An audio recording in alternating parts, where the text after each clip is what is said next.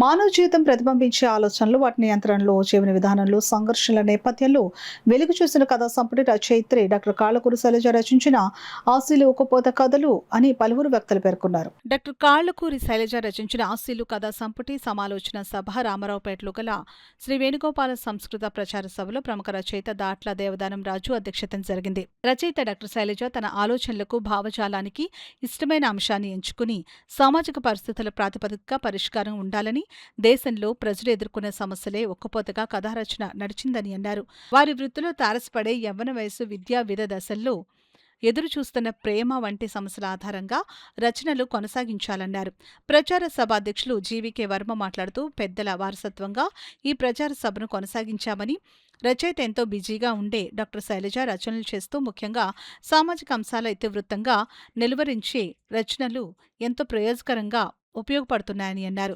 ప్రచార సభ ప్రధాన కార్యదర్శి పిఎస్ఎస్ కిరణ్ మాట్లాడుతూ, డాక్టర్ శైలజ వృత్తిలో నిబద్ధత, మనస్సు చూడగలిగిన గొప్ప రచయితగా ప్రశంసించారు.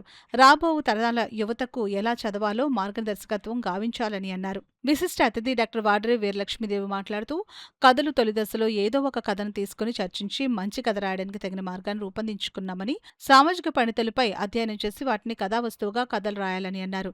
ఎలా వచ్చినా అభిత కథా సంపుటిగా అభినందించారు.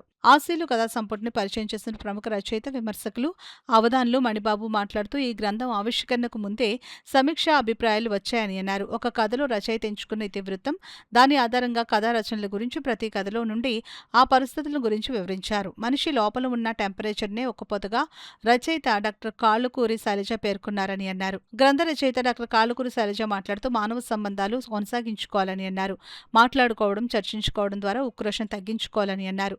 ఆ ఉక్రోషమే ఒక్కపోతగా పేర్కొన్నారు. కె గోపాలకృష్ణ, కుమారి తిరుమల ధరణి ఆత్మీయ ప్రసంగం గావించారు. వందన సమర్పణ గావించారు. ముందుగా చింతపల్లి సుబ్బారావు ఆహ్వానం పలకగా ఆకేళ్ల రామ్మూర్తి వందన సమర్పణ చేశారు. ఈ కార్యక్రమంలో జీవి కృష్ణరాజు, గుట్టుముక్కల వెంకట సత్య, నరసింహశాస్త్రి, డాక్టర్ కాదా వెంకటరమణ, కె గౌరీనాయుడు, మధునా పంతుల సత్యనారాయణమూర్తి, ఎస్ఎం కొంపెల్ల అద్దేపల్లి, కెఎంఎంఆర్ ప్రసాద్, గట్టి కృష్ణదేవరాయలు, మేక మన్మథరావు, డాక్టర్ శిరీష పెండ్యాల, కామేశ్వరరావు, ఇబ్రహీం, నిట్టాల ఇందిర, పిఎస్ఎస్ఆర్ కృష్ణ, మద్దాల కెవి సత్యనారాయణమూర్తి, పెద్ద సంఖ్యలో సాహిత్యవేత్తలు, నగర ప్రముఖులు పాల్గొన్నారు. డాక్టర్ కాదా వెంకటరమణ, డాక్టర్ గౌరీనాయుడు, మధునా పంతుల సత్యనారాయణమూర్తి, ప్రభు, ప్రసాద్, గట్టి కృష్ణదేవరాయలు, మేక మన్మథరావు తదితరులు పాల్గొన్నారు.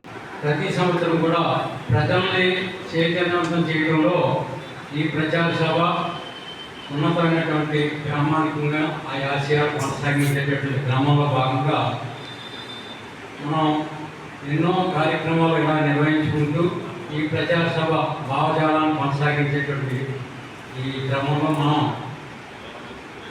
మన డాక్టర్ కాళ్ళకూరి శైలజ గారు జనవరి నెలలో నేలపాట అనేటటువంటి ఒక గ్రంథం తీసుకొచ్చి మన ప్రచార సభలోనే ప్రారంభించుకోవాలనేటటువంటి ఆశయంతో వారు కోరటం, అదేవిధంగా మన ప్రచార సభ భుజమా చేసుకుని ఆ కార్యక్రమం విజయవంతంగా నిర్వహించుకోవడం జరిగింది. దాని అనంతరం మనం కొన్ని కార్యక్రమాలు చేపట్టడం జరిగింది. ఆ కార్యక్రమాల అనంతరం ఈవేళ మరలా ఇంకొక ఆశీలు ఉక్కుపాద కథలు అనేటటువంటి ఒక కథల యొక్క సంపుట తీసుకురావడం జరిగింది డాక్టర్ శైలజ గారు. ఆ పుస్తకాన్ని ఈరోజు మనం ఆవిష్కరించుకునేటటువంటి అవకాశం మన ప్రచార సభకి కలవడం జరిగింది. అంచేత ఈ ప్రచార సభలో ముందుగా డాక్టర్ శైలజ గారికి కోపాలను, బాధను, ప్రేమను వాటి ద్వారా తెలుసుకునే అవకాశం, వాటి ద్వారా వెలుగు, వాటి ద్వారా ముందు బయటకు వచ్చి చెప్పే అవకాశం కల్పించేది. కొన్ని తరాల వారితో వచ్చే కథ, కవిత అవన్నీ కూడా కాగితం నుంచి గాలిలోకి, అంటే ఇంటర్నెట్లో వెళ్ళిపోయాయి.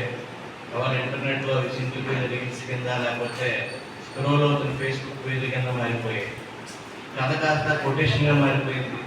కవిత కాస్త చిన్న సింగిల్ లైన్ పాట కింద మారిపోయింది. ఇలా రోజుల్లో కూడా మేడం గారు తన బాధ్యతని గుర్తు చేసుకుని కుర్రాడిని కానీ, ఈ రోజున్న సమాజాన్ని కానీ మళ్ళీ ఆలోచింపజేసేలాగా ఒక విపరీతమైన కృషి. నేలపాటులో కవిత చదివాను, అర్థమయ్యాను కాదు, కానీ కొంత కోపం ఉంటుంది. అంటూ అర్థలేదు. వీటిలో సమాజం పట్ల ఆవిడకి ఒక బాధ ఉంది, సమాజం ఎలా ఆలోచిస్తుందో ఆవిడ మనకి తెలియజెప్పడానికి వచ్చారు.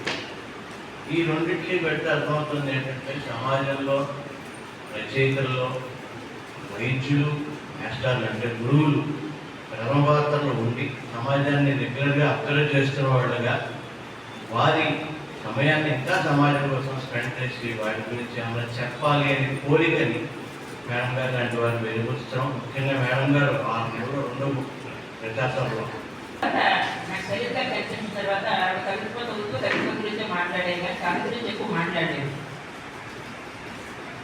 నెమ్మదిగా మా పరిచయంలో కథలు మాటలు వచ్చాయి, కథ చదవడం మొదలుపెట్టారు.